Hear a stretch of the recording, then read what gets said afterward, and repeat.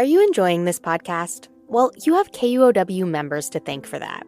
KUOW members make the trusted local journalism and storytelling you hear on this show possible. Become a member today and help support the production of this podcast. It only takes a minute. Make a donation at KUOW.org or follow the link in the show notes. And thanks. You're listening to Soundside. I'm Libby Denkman. The Washington State Department of Corrections has pledged to stop the use of solitary confinement in state prisons in most cases. And the agency says it has made progress on that goal. But a recent report from the agency's own independent watchdog, the Office of the Corrections Ombuds, says isolating inmates for extended periods of time is still a widespread practice. The findings, published in June, showed more than 1 in 5 people incarcerated in state prison at the time of the report had served a significant amount of time in solitary confinement. The Ombuds also highlighted 176 suicide attempts over the last decade by people in solitary. 14 of those were fatal. The report was requested by Washington state lawmakers who are working to end solitary confinement because of its effects on the mental health of inmates. Grace Dung read the entire 400-page Ombuds report. She has been covering this story for the Washington State Standard, and she joins me now. Hi, Grace. Thanks for being here. It's always great to have you on Soundside. Thanks for having me. And I want to be clear, it is a 400-page report, but only about 30 pages of that is actual, written word. The rest of it is just data, raw data that OCO put in the report. You read the 30 pages and then absorbed the other 370. And then I scrolled through the other pages to make sure that there wasn't anything I was missing. Got it. So give us a little context into this issue. Why did the Washington State Department of Corrections decide to start moving away from solitary confinement to begin with? Yeah, it's part of the state's efforts to create a more humane correctional system. There's a little joke among some of the reporters who follow criminal justice that the state loves to say that it wants its prison system to seem like Norway's. They want Norway's prison system, which is, known to be very humane. And so in this case, the Department of Corrections is acknowledging long-standing research showing the harm solitary confinement can cause to a person. In 2023, they say that they use it as an, quote, effective way to deter violence, but that they acknowledge that it, quote, has devastating effects on an individual's mental and physical health long after they leave the facilities of the Department of Corrections. And what are some of the issues that have been found with the use of solitary confinement? The United Nations considers any stint in solitary confinement that is longer than 15 days a form of torture. I mean, it creates a lot of mental health issues. There is, as we'll get into in a little bit, there's been a lot of attempted suicides and some suicides. Some people have died as a result of the mental health strain of being in solitary confinement.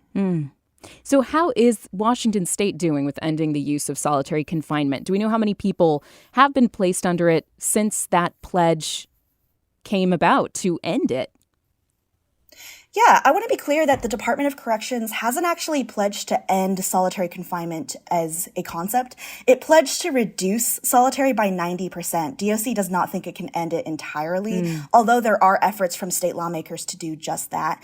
However, the Department of Corrections pledged to end solitary as a punishment in 2021. So that means they're still using a lot of solitary in what they call administrative segregation, which is sort of using solitary as a holding pattern for folks who are either being transferred to other prisons or, awaiting sanctions. There's a lot of reasons why the department still uses solitary. In terms of numbers, we're not doing so great. The report found over 3,000 currently incarcerated individuals in state prisons who had served more than 120 days in solitary or were held in solitary for more than 45 days from July 1st, 2022 to June 30th, 2023.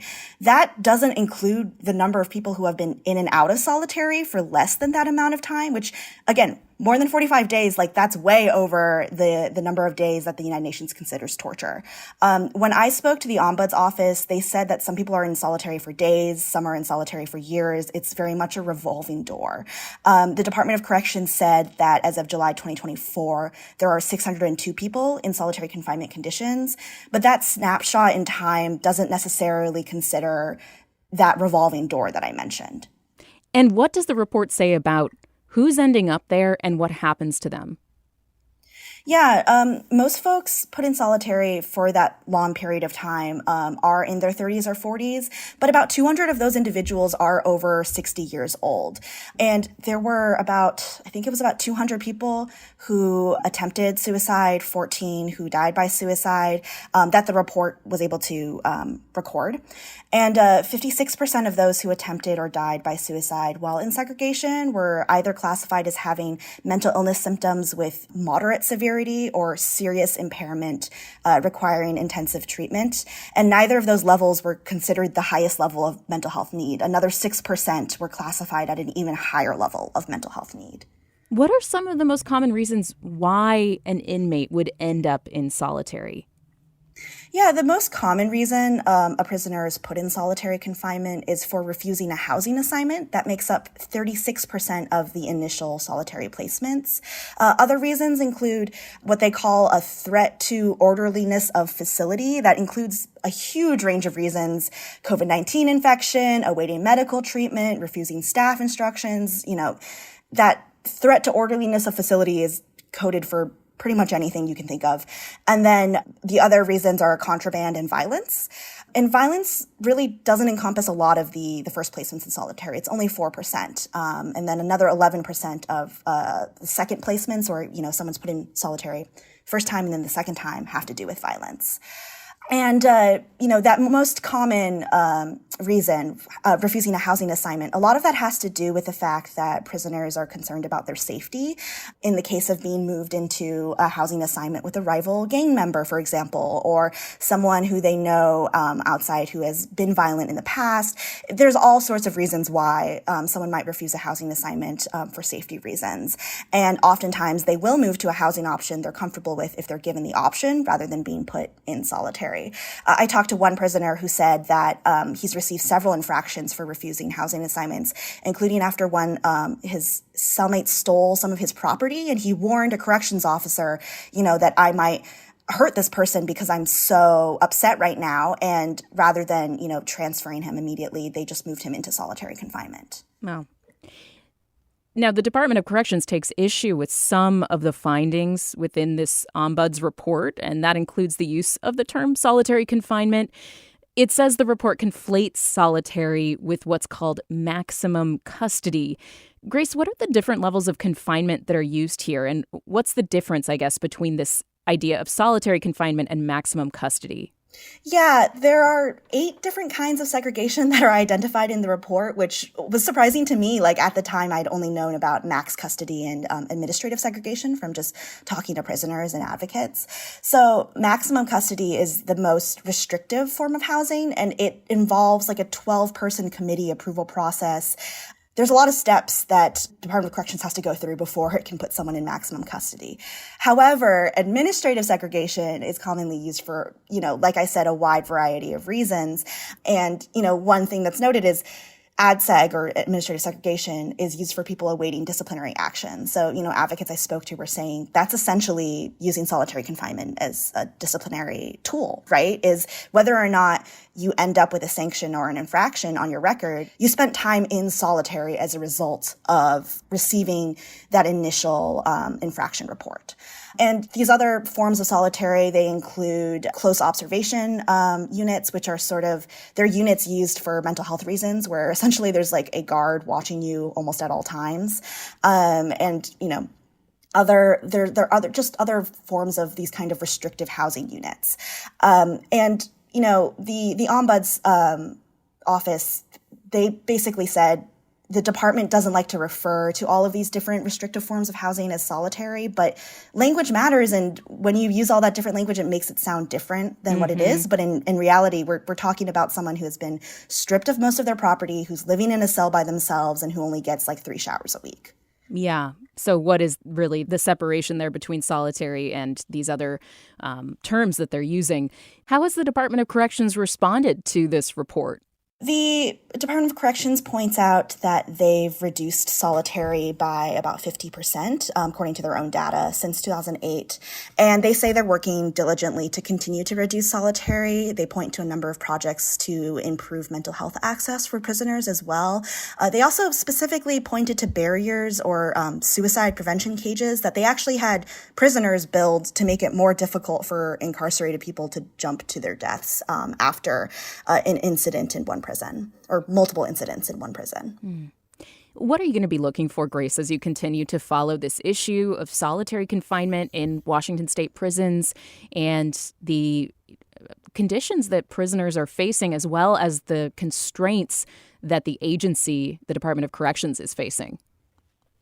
Yeah, this is just part one out of a 3-part report from the Ombuds office. And I was told that the second report will include testimony from people who have experienced solitary, including a couple of my own sources.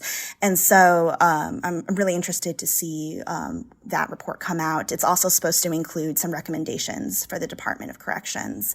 I've also was told after my story published, I was told by the Department of Corrections media folks that they may be able to set up an interview with DOC leadership once the second report comes out. So stay tuned for that at the Washington State Standard. Grace Dung is a reporter for the Washington State Standard, doing excellent work, especially, as you said, Grace, watching what's happening at the ICE facility in Tacoma, as well as this reporting on conditions within Washington state prisons. I really appreciate your time today, Grace, and it's always great to have you on the show. It's always great to be on the show. Thank you so much, Libby. Thanks for listening to Soundside.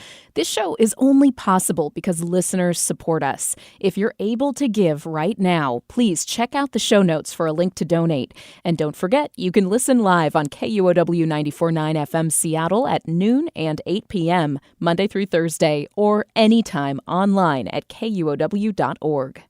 Hi there, I'm Monica Guzman, host of A Braver Way podcast and your guide across the political divide. Are you done with the divisiveness in our politics and ready to do something about it? This season, we've partnered with KUOW to reach more listeners like you. Join me as I sit down with guests from across the political spectrum. Together, we'll share tools, insights, and messy, real-life stories to help you face this election year without losing heart. Listen to A Braver Way now on the KUOW app or wherever you get your podcasts.